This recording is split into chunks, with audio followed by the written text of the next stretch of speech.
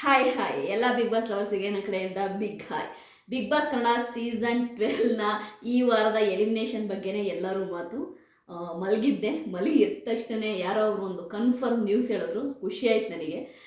Okay, ಈ week elimination ಅನ್ನೋದು ತುಂಬಾ ಆಯಿತಾ ಟಫ್ ಅಂತಲೇ ಹೇಳ್ಬೋದು. ಯಾಕೆ ಅಂತಂದರೆ ಈ ವಾರ ಎಲಿಮಿನೇಟು ಆದರೆ ಯಾರಾದರೂ ಕೂಡ ಆಯಿತಾ ಇರಬೇಕಿತ್ತು ಅಂತ ಅನಿಸುತ್ತೆ. ಯಾಕೆ ಅಂತಂದರೆ ಎಲ್ಲರೂ ಟಫ್ ಕಂಟೆಸ್ಟೇ ಎಲಿಮಿನೇಟ್ ಆಗಿದ್ದರು, ನಿಮ್ಮೆಲ್ಲರಿಗೂ ಗೊತ್ತು ಆಯಿತಾ. ನಿನ್ನೆ ಸೇವ್ ಆದಂತಹ ಅಶ್ವಿನಿ ಗೌಡ, ರಕ್ಷಿತಾ ಸೇರಿಸಿದ್ರು ಕೂಡ ಇವತ್ತು ಎಲಿಮಿನೇಷನ್ ಹಂತದಲ್ಲಿ ಇರುವಂತಹ ಕಾಕ್ರೋಚ್ ಸುದಿ, ಜಾನ್ವಿ, ರಿಷಾ ಗೌಡ, ಅದೇ ರೀತಿ ನಮ್ಮ ರಘು ಆಯಿತಾ, ಎಲ್ಲರೂ ಟಫ್ ಕಂಟೆಸ್ಟೆಂಟೇ ಆಯಿತಾ. ನಾನು ನಿಮಗೆ ಒಂದು ವಿಷಯ ಹೇಳಿದ್ದೆ, ಏನಂತ ಅಂದರೆ ಯಾವುದೇ ಕಾರಣಕ್ಕೂ ರಾಶಿಕಾ ಮತ್ತು ಧ್ರುವಂತ್ ಇವರಿಬ್ಬರನ್ನ ಯಾವುದೇ ಕಾರಣಕ್ಕೂ ಎಲಿಮಿನೇಟ್ ಮಾಡಲ್ಲ ಅಂತ ನಾನು ನಿಮಗೆ ಹೇಳಿದ್ದೆ. ಕಾರಣ ಇಷ್ಟೇ, ಇವರಿಬ್ಬರನ್ನ ಮತ್ತೆ ಪ್ಯಾಚಪ್ ಮಾಡ್ತಾರೆ ಬಿಗ್ ಬಾಸು. ಇದು ಸ್ಟೋರಿ, ಈ ಲವ್ ಸ್ಟೋರಿನ ಮತ್ತೆ ಬಿಲ್ಡ್ ಮಾಡಿ ಮತ್ತೆ ಪ್ಯಾಚಪ್ ಮಾಡಿ ಒಂಥರ ಏನು ಗೊತ್ತಾ, ನಾನಿನ್ನ ಮರೆಯಲಾರೆ ಅನ್ನೋ ಒಂದು ಇದನ್ನ ಟ್ರ್ಯಾಕ್ನ ಕ್ರಿಯೇಟ್ ಮಾಡ್ತಾರೆ ಬಿಗ್ ಬಾಸ್ ಮನೆಯಲ್ಲಿ, ನನಗೆ ಗೊತ್ತಿರೋ ವಿಷಯ.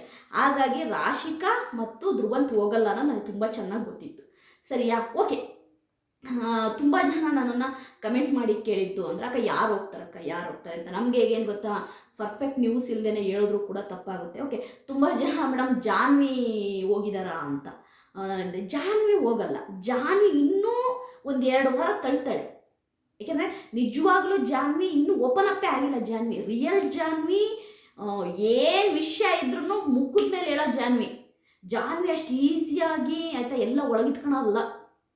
ಅಶ್ವಿನಿ ಗೌಡಗಿಂತ ಡಬ್ಬಲ್ಲು ಏನಿದ್ರು ಮುಖದ ಮೇಲೆ ಫೇಸ್ ಮೇಲೆ ಹೇಳಿ ಹೋಗ್ತಾ ಇರ್ತಾಳೆ ಜಾನ್ವಿ. ಹಾಗಾಗಿ ಜಾನ್ವಿ ಹೋಗೋದು ಡೌಟು. ಹೋಗ್ತಾಳೆ, ಮತ್ತು ಜಾನ್ವಿ ಹೋಗೋಕ್ಕೆ ಇನ್ನೂ 1-2 ವೀಕ್ಸ್ ಆಗುತ್ತೆ ಅನ್ನೋದು ನನ್ನ ಒಂದಿದು. ಓಕೆ, ಈಗ ಬಂದಿರೋ ಪ್ರೋಮೋ ನೋಡಿದಾಗ ನಿಮ್ಮೆಲ್ಲರಿಗೂ ಅರ್ಥ ಆಗಿದೆ. 4 ಜನ ಆಯಿತಾ ಡೋರಿಂದ ಹೊರಗಡೆ ಇದ್ದಾರೆ.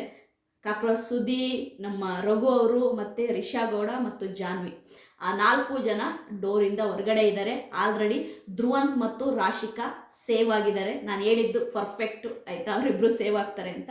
ಈ 4 ಜನ ಹೊರಗಡೆ ಇದ್ದಾರೆ.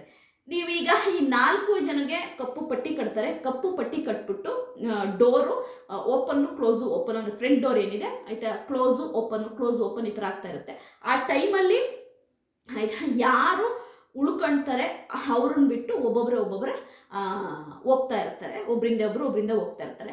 ಬಟ್ ನನಗೆ ಅನಿಸೋ ಪ್ರಕಾರವಾಗಿ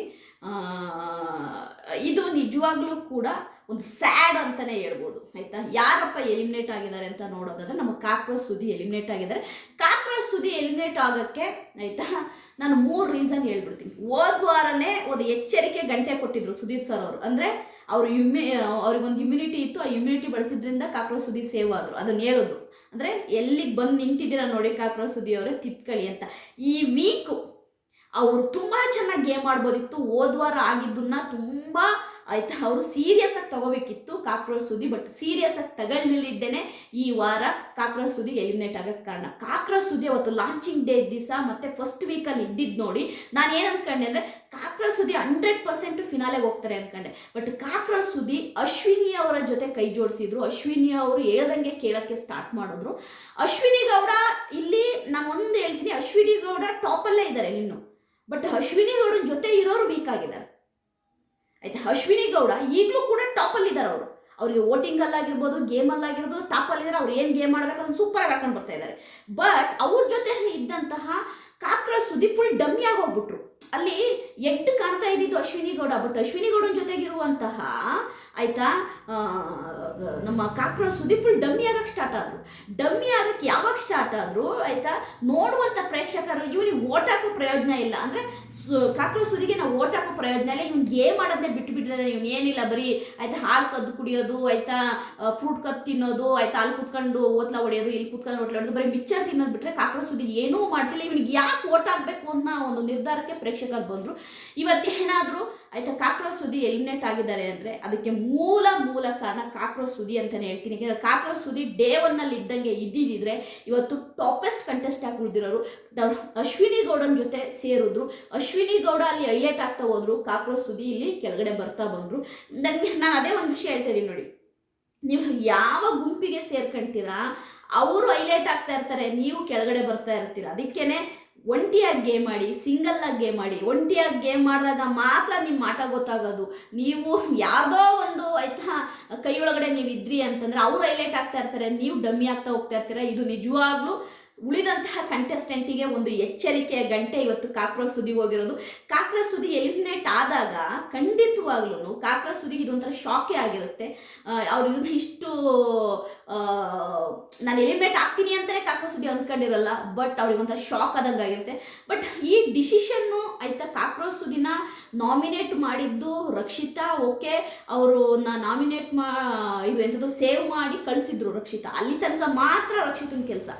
ಕಾಕ್ರೋಚ್ ಸುದಿನ ರಕ್ಷಿತಾ ಸೇವ್ ಮಾಡಿದ್ಲು, ಸೇವ್ ಆದಂತಹ ಟೀಮಿಗೆ ಕಾಕ್ರೋಚ್ ಸುದಿ ಹೋಗಿದ್ರು. ಬಟ್ ಮತ್ತೆ ಕಾಕ್ರೋಚ್ ಸುದಿ ನಾಮಿನೇಟ್ ಆಗಿದ್ದು ಅವರ ದುರದೃಷ್ಟ ಆಯಿತಾ. ಅದನ್ನು ಬಿಗ್ ಬಾಸ್ ಅವರೇ ಕೊಟ್ಟರು ಆಯಿತಾ, ನಮ್ಮ ಮಾಳು ಅವರಿಗೆ ನೀವು ಯಾರನ್ನು ಬೇಕಾದರೂ ನಾಮಿನೇಟ್ ಮಾಡಿ ಅಂತ ಅವರು ಕಾಕ್ರೋಚ್ ಸುದಿಯವ್ರನ್ನ ನಾಮಿನೇಟ್ ಮಾಡಿದರು. ಬ್ಯಾಡ್ ಲಕ್ ಅಂತಲೇ ಹೇಳ್ಬೋದು ಕಾಕ್ರೋಚ್ ಸುದಿಯವರಿಗೆ. ಕಾಕ್ರೋಚ್ ಸುದಿಯವರೇ ಆಲ್ ದ ಬೆಸ್ಟ್, ನಿಮ್ಮ ಫ್ಯೂಚರಿಗೆ ಒಳ್ಳೇದಾಗಲಿ.